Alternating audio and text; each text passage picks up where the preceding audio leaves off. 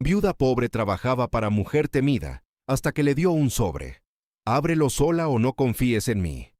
Si eres una persona de buen corazón, ayúdanos a que nuestro canal llegue a los 500 suscriptores. La madrugada en la colonia Doctores aún guardaba el frío de febrero cuando Rosa Méndez cerró la puerta de su pequeño departamento. Sus manos, marcadas por décadas de trabajo, temblaban ligeramente mientras ajustaba su rebozo sobre los hombros. A sus 67 años, cada amanecer era una batalla silenciosa contra el cansancio y los dolores en las articulaciones. Pero no había espacio para quejas. El camión que la llevaría hasta Polanco no esperaba a nadie. Imagina trabajar 15 años para alguien y nunca saber realmente quién es. Imagina limpiar los secretos de una casa sin atreverte a hacer una sola pregunta.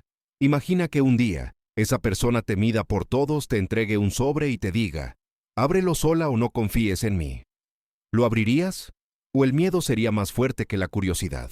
Esta es la historia de Rosa, una viuda que pensaba conocer su lugar en el mundo, hasta que un simple sobre lo cambió todo. Si aún no te has suscrito al canal, hazlo ahora para no perderte el desenlace de esta historia que te dejará sin palabras. Rosa observó por la ventana del camión cómo la ciudad despertaba. Los vendedores ambulantes ya preparaban sus puestos. El aroma del café se mezclaba con el humo de los coches.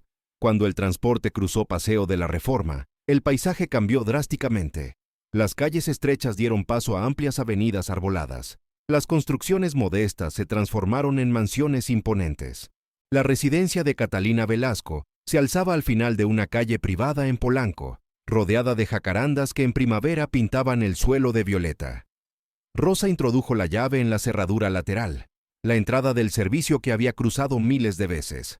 El silencio de la casa siempre la perturbaba. No era el silencio apacible de un hogar tranquilo, sino uno denso, cargado de algo que nunca había podido nombrar. Catalina Velasco tenía 58 años, aunque aparentaba menos. Su cabello oscuro recogido en un moño impecable, sus trajes sastre siempre perfectos, sus gestos medidos. Los vecinos la evitaban. Decían que había arruinado negocios, que había despedido empleados sin piedad, que su mirada podía congelar el alma.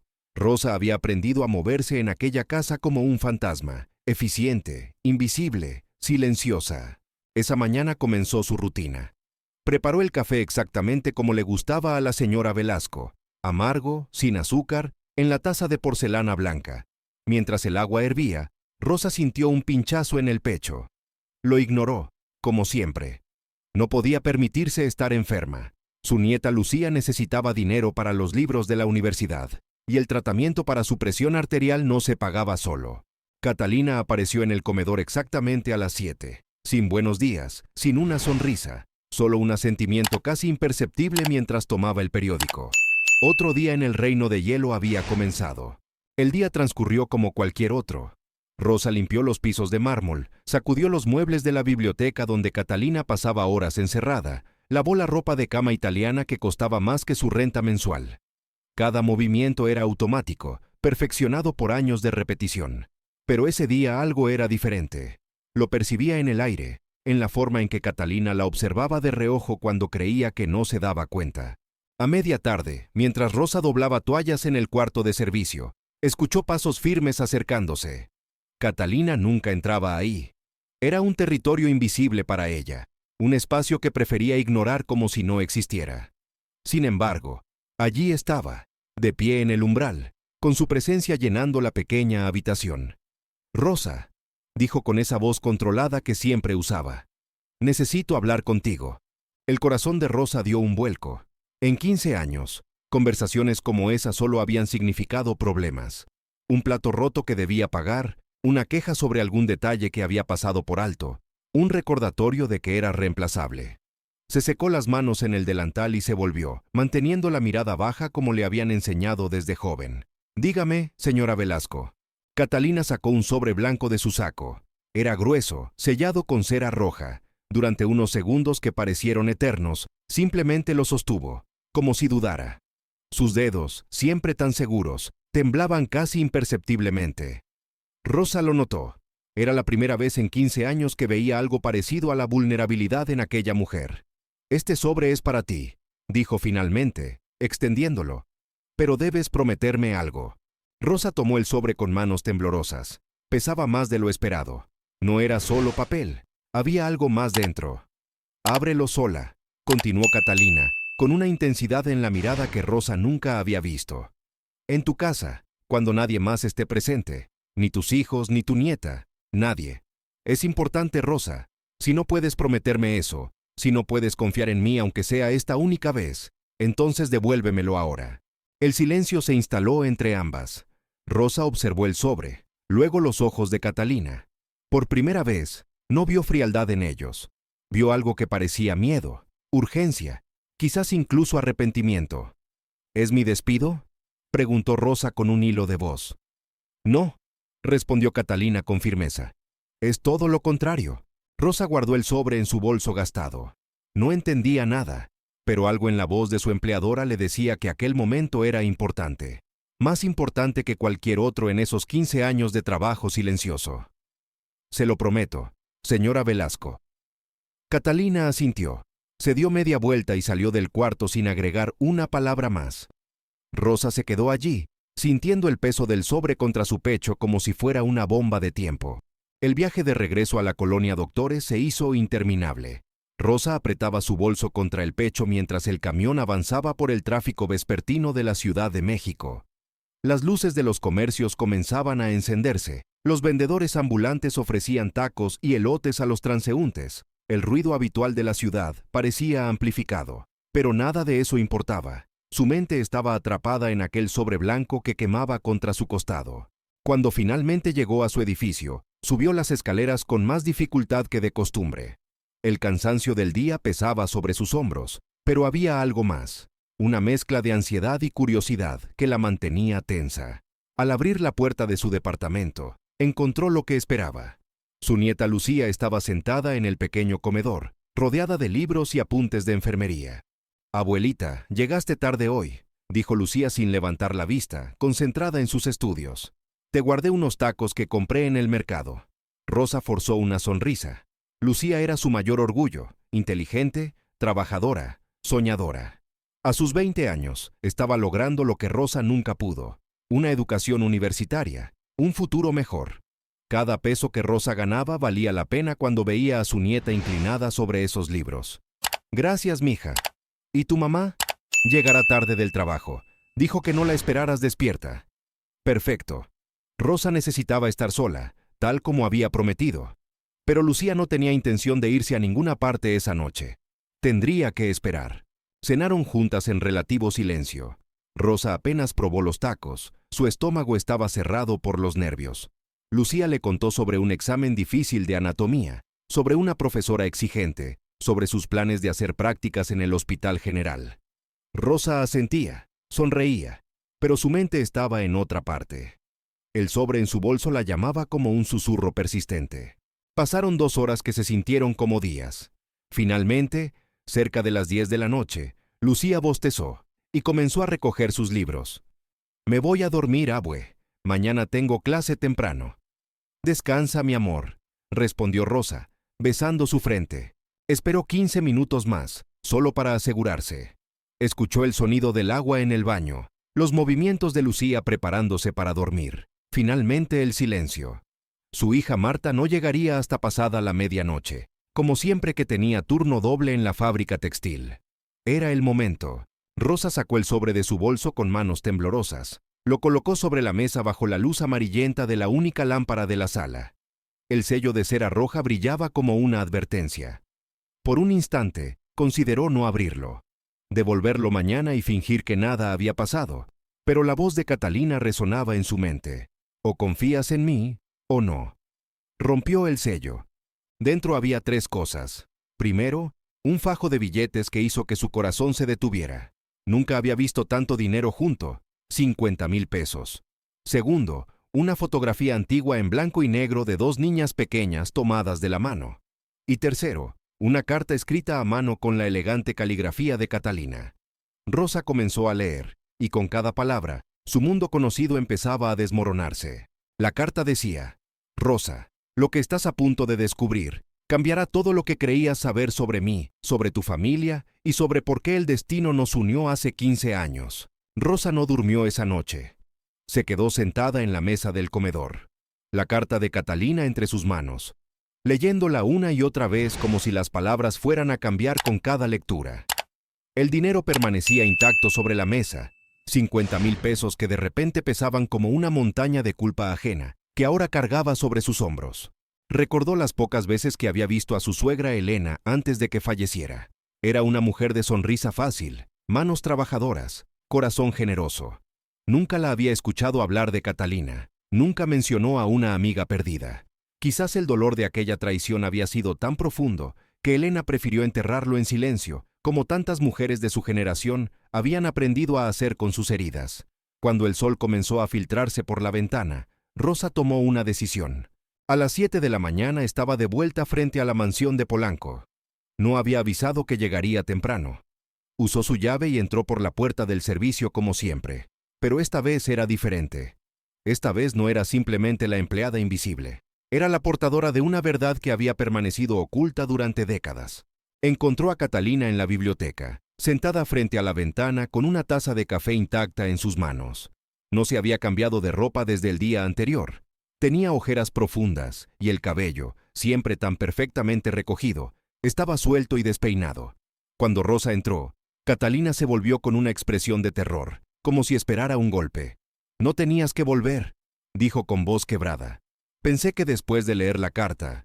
«Vine porque necesito decirle algo, señora Velasco», interrumpió Rosa, y por primera vez en 15 años, su voz sonó firme, sin el temblor de la sumisión.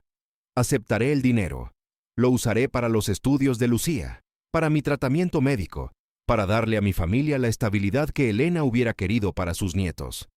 Catalina cerró los ojos, asintiendo con dolor. «Pero hay una condición», continuó Rosa, acercándose. «Usted deja de esconderse detrás de esta frialdad. Elena perdió a su amiga hace 60 años. Yo no voy a permitir que usted siga perdiéndose a sí misma por una culpa que ya pagó con décadas de soledad».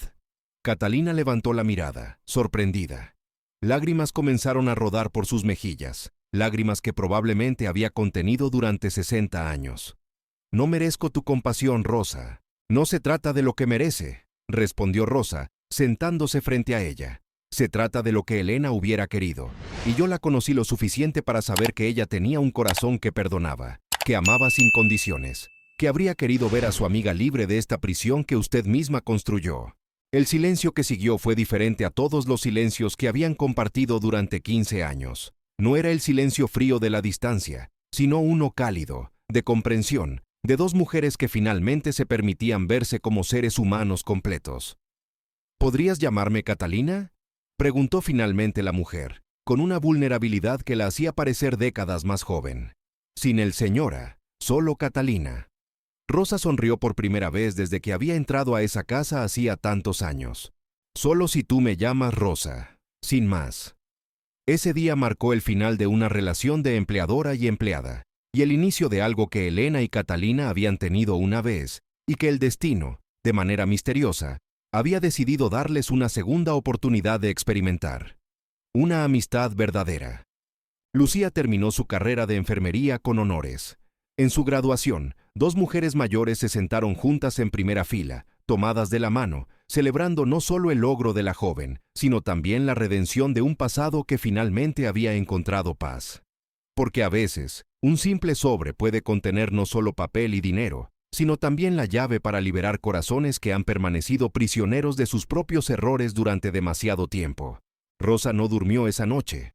Se quedó sentada en el comedor, con la carta de Catalina entre sus manos, releyéndola una y otra vez, como si las palabras fueran a cambiar mágicamente. El dinero permanecía sobre la mesa, intocado, casi amenazante.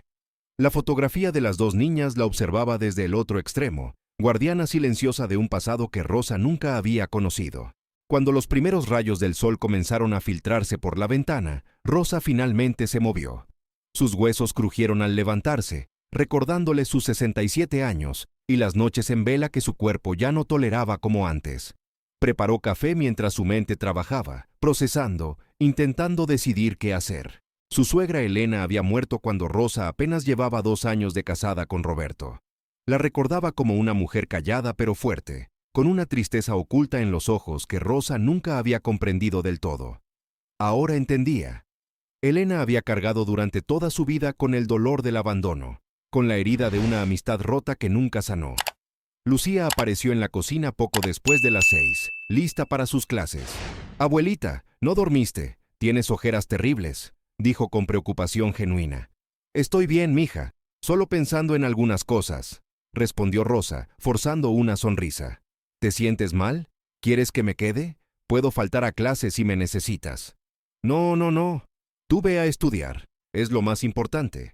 Lucía la abrazó antes de salir, y en ese abrazo Rosa sintió todo el peso de su responsabilidad. Esa niña brillante merecía todas las oportunidades del mundo. Merecía no tener que trabajar y estudiar simultáneamente como lo hacía ahora. Merecía concentrarse solo en sus sueños. El dinero sobre la mesa podía hacer eso realidad. ¿Pero tenía derecho a aceptarlo? A las 8 de la mañana, Rosa tomó una decisión. Guardó el dinero en su bolso, tomó la carta y la fotografía, y salió rumbo a Polanco. No había dormido, no había desayunado, pero necesitaba hacer esto antes de que el miedo la paralizara. Cuando llegó a la mansión, usó su llave como siempre. Catalina estaba en la biblioteca, exactamente donde Rosa sabía que estaría a esa hora. Al escuchar los pasos, Catalina levantó la vista de su libro. Sus ojos estaban rojos, hinchados. Ella tampoco había dormido. «Rosa», dijo simplemente, poniéndose de pie. Por primera vez en 15 años, había verdadera emoción en su voz. «Leí la carta, señora Velasco». Se hizo un silencio denso. Catalina esperaba, preparada para lo que fuera. Rechazo, furia, desprecio. Pero Rosa hizo algo que ninguna de las dos esperaba. Dejó su bolso en el suelo, se acercó y, con toda la dignidad que la caracterizaba, habló con voz firme pero no cruel. «Mi suegra Elena me habló de usted una vez, poco antes de morir». No mencionó su nombre, pero habló de una amiga de la infancia que había desaparecido. Dijo que la había perdonado hacía mucho tiempo, porque guardar rencor era como tomar veneno esperando que el otro muriera. Dijo que su única tristeza era no haber podido decirle a esa amiga que a pesar de todo, la seguía queriendo. Catalina se llevó una mano temblorosa a la boca, tratando de contener un sollozo. «Elena siempre fue mejor persona que yo», susurró. «Acepto el dinero», continuó Rosa, «pero no porque usted tenga una deuda conmigo. Lo acepto porque mi nieta Lucía merece terminar su carrera sin las preocupaciones que yo he cargado toda mi vida. Lo acepto porque es lo que Elena hubiera querido, que su familia tuviera las oportunidades que a ella le negaron». «Gracias», dijo Catalina, y en esa palabra había décadas de dolor liberándose. «Pero hay una condición», agregó Rosa, y Catalina la miró con curiosidad mezclada con temor. «Deje de castigarse. Elena la perdonó, y yo la perdono por ella. Pero ahora usted necesita perdonarse a sí misma. Está sola en esta casa enorme, rodeada de cosas hermosas pero sin nadie con quien compartirlas. Eso no es vida, señora Velasco. Eso es una prisión que usted misma construyó». Catalina asintió, las lágrimas corriendo libremente por su rostro. Por primera vez en décadas, permitió que alguien viera su vulnerabilidad. «¿Puedo pedirle algo, Rosa?» «Dígame». «Seguirá viniendo, no como empleada, como lo que Elena hubiera querido que fuéramos, como familia». Rosa pensó en su pequeño departamento en la colonia Doctores, en Lucía estudiando para ser enfermera, en su hija Marta trabajando turnos dobles. Pensó en Elena, esa mujer que nunca conoció realmente, pero cuya bondad había marcado a todos los que la rodearon. Y pensó en Catalina, una mujer que había pasado décadas pagando por un error de juventud, atrapada en una culpa que la había consumido desde dentro. «Vendré», respondió finalmente. «Pero los miércoles tomo café con usted, en tazas iguales, en la mesa del comedor, no en la cocina, y me cuenta historias de Elena cuando eran niñas. Quiero conocer a la mujer que crió al hombre que amé». Catalina sonrió a través de las lágrimas, y fue una sonrisa genuina, la primera que Rosa le veía en 15 años. Trato hecho. Esa tarde, cuando Rosa regresó a su casa, Lucía la encontró sonriendo mientras preparaba la cena. No preguntó por qué su abuela lucía diferente, más ligera de alguna manera. Simplemente la abrazó, agradecida de tenerla. Meses después, Lucía completaría sus estudios de enfermería sin deudas. Rosa reduciría sus horas de trabajo y finalmente atendería sus problemas de salud que tanto había postergado. Y cada miércoles, sin falta, dos mujeres se sentarían juntas a tomar café. honrando la memoria de una amistad rota que finalmente encontró sanación en la siguiente generación. Porque a veces, las segundas oportunidades no llegan en la forma que esperamos. Llegan envueltas en sobres blancos, selladas con cera roja y cargadas con verdades que nos liberan del peso que nunca supimos que estábamos cargando. Y si te gustó esta historia, no dejes de suscribirte al canal, activa la campanita para no perderte lo que viene y compártela con alguien que ame las buenas historias tanto como tú. Hasta el próximo video.